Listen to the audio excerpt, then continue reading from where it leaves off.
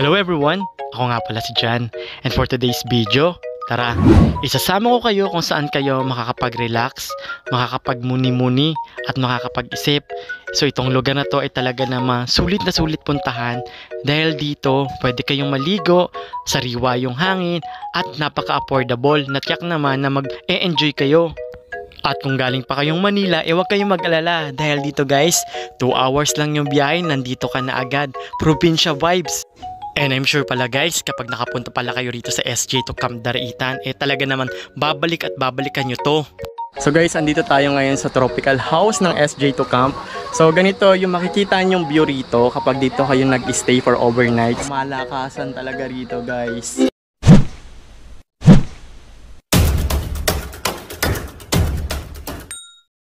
Andito tayo guys sa Tanay Palengke.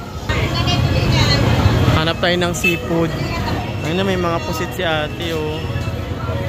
Magkano ganito yung pusit? Dito ba ako bumili nun? Ah, 180. Isa na ay 180. Ay 2 kilo na na pusit. Ay nalalaki. Maliliit ang medyo may maliliit na onte. Yung mga ganito lang, Nay. Yan, pang-ihaw. Pang-mukbang. tama na rin yan. Dito pa yan po. Ganyan. Tama na pang-ihaw. 2 kilo, Nay. Di ba siya matigas? 2 kilong pusit yung bibili natin. Ay, 400 din lang yan. Ayan. Ganito guys yung ginagawa namin dito kapag pupunta kami ng Daraitan sa SJ2 Camp. So pumupunta muna kami ng Tanay Palengke para bumili ng uulamin namin. Kasi dun sa SJ2 Camp Daraitan, pwede kayo dun mag-ihaw, pwede kayo magluto, at pwede rin kayong magpaluto kapag tinatamad kayong magluto. So may tagaluto sila dun talaga na masarap. Marami na ako bumili lang ako ng tahong at saka ng pusit pang ihaw. Ito guys yung palengke rito sa Tanay. At dito pala sa palengke ng Tanay talaga naman napakamura kung ikukumpara mo sa presyo sa Maynila. Talagang sobrang mura. Mga fresh pa yung mabibili nyong gulay, isda at mga seafood. Kaya kadalasan talaga parati kaming dumadaan dito sa Tanay Palengke.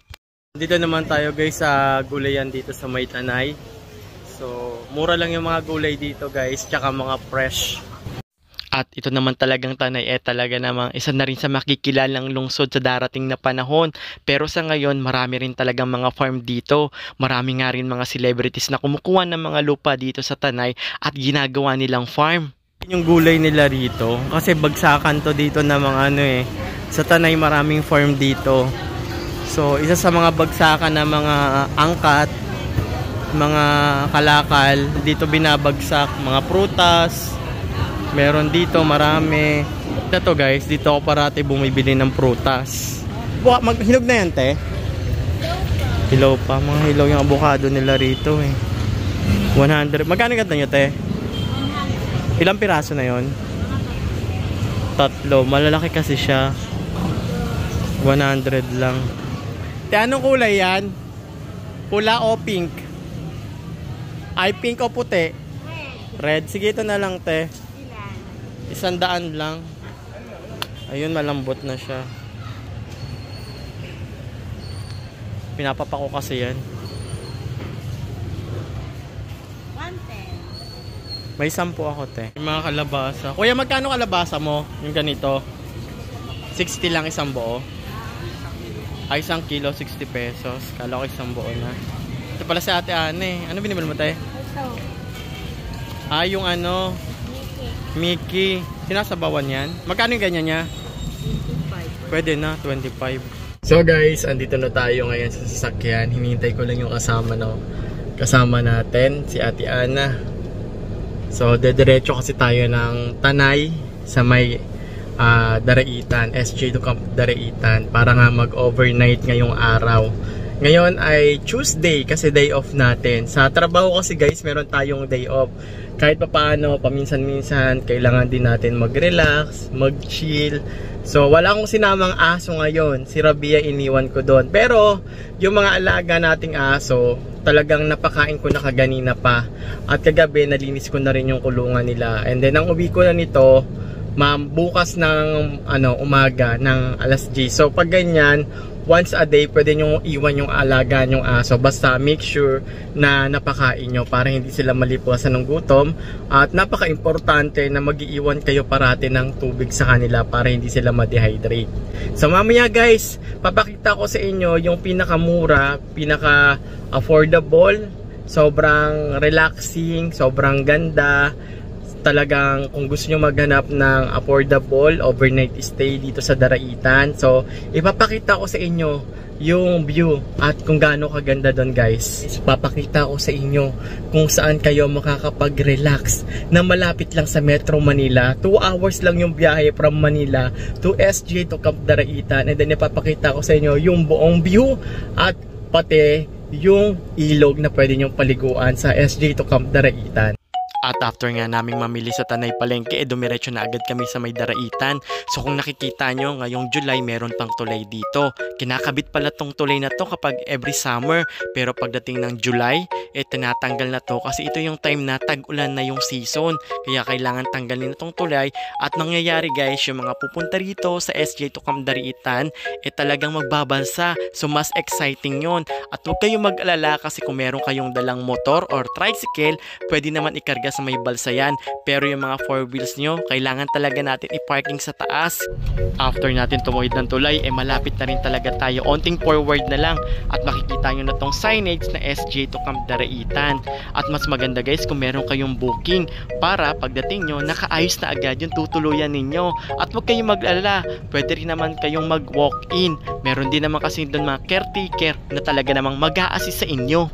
So dito guys, meron ditong CR. Ang maganda rito guys, ayan, isa, dalawa, magkaiba yung shower nila at saka magkaiba yung pupuan. Ayan, nakikita nyo, shower. So tapos ito naman yung CR nyo rito. May tao ba?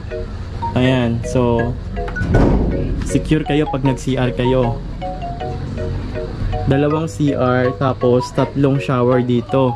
Tapos dito naman guys, meron ditong tropical na second floor na 2 bedrooms. Tapos meron ditong kitchen. Galing-galing namin. Pwede kayo rito magluto. Pwede kayo kumain dito. Tapos meron din isang ano dito, TV. Tapos dito pwede kayong mag fetching camp.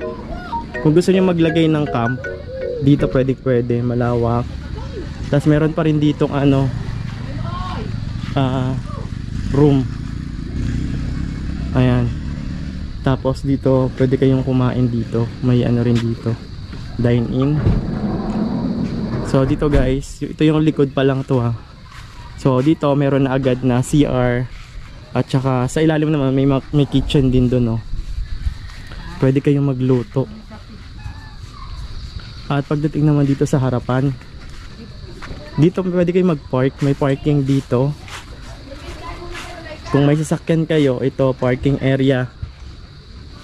Pwede kayong mag-park dito ng mga motor. Tapos yun doon, yung kulay green guys, CR pa rin yun. Tapos kitchen. Tapos meron tayo ditong 3 TP na available, TP1, TP2, TP3. At pwede kayo dito kumain kapag gusto ninyo. Kapag ayaw nyo naman dyan, meron pa rin dito guys, ayan o, meron ditong isang malaking kitchen area, dining area. Ayan. So pwede kayo magluto, pwede kayo kumain dito, pwede kayo mag-boodle fight. Sobrang laki nito, dining area. Kapag marami kayo or 20 packs, 30 packs, 40 packs, pwedeng pwede to dito. Tapos kapag mag-bonfire kayo pag gabi, dito sa gitna, pwede kayo mag-ask ng assistance sa staff dito kapag gusto nyo mag-bonfire. Ayan guys, so ganito rito kalaki.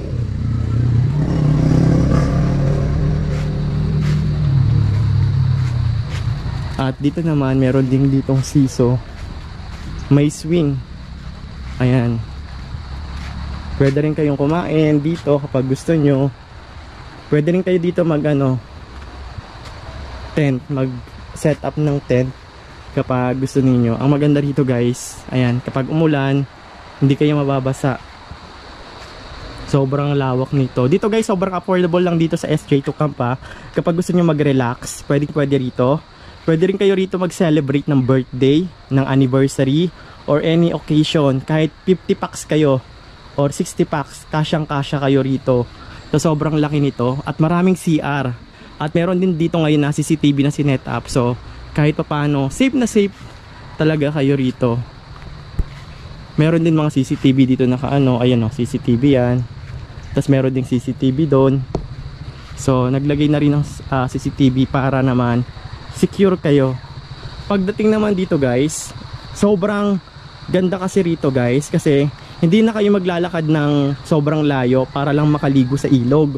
So paglabas nyo lang ng gate dito, ayan. So maganda nga pag doon kayo mag-rent. Kasi harap lang niya talaga is yung ilog.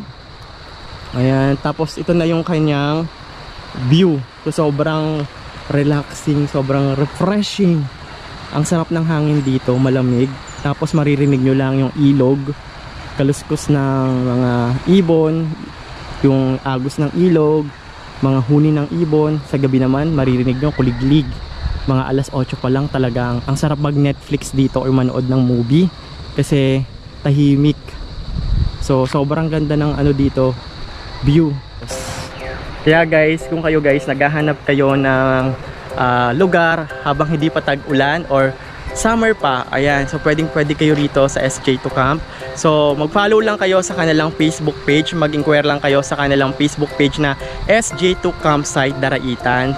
And meron pala silang mga promos. Magtanong lang kayo para maka-avail kayo ng promo sa kanila. At kung naghahanap kayo talagang napakagandang pag-i-stayan, overnight stay kasama yung family nyo, yung friend nyo, yung relatives nyo or mga katrabaho nyo, dito sa SJ2 Camp guys, sobrang affordable na talaga namang ma-enjoy nyo. And pagdating naman sa sa view, pang Instagram talaga yung view dito. Mas maganda talaga paminsan-minsan mag-disconnect sa social media para naman makapag-relax tayo. So ayan guys, sobrang ganda rin dito. Itong tipi na to, tropical house. So meron siyang 2 bedrooms dyan. Tapos may kitchen na rin dyan at meron na rin CR. So ito, pwede kayong mag-exclusive dito sa TP. PM nyo na lang yung SJ2 Camp Daraitan. Kung 15, 16 kayong katao, kasyang-kasya kayo rito guys. Pero kung couple kayo, ito, ma-advise ko sa inyo, ito, pwede kayong couple dito. Mas malaki kasi to, mga 4 na tao yata kasya rito. Pwede kayong maglagay ng dalawang foam. Dito, good for 2 to 3 person to dito sa mga ganyan. At ito, CR din to guys ha. So maraming CR dito. Hindi kayo mag-aagawan ng CR.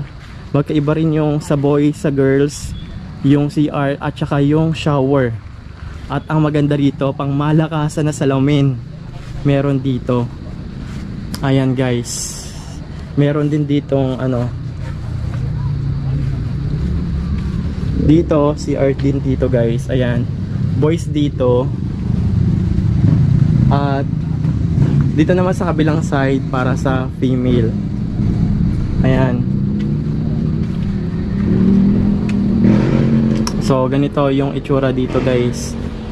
Sobrang dami ng CR dito. Tsaka kahit pa paano, mas safe. Kasi may mga fence sila. Diba?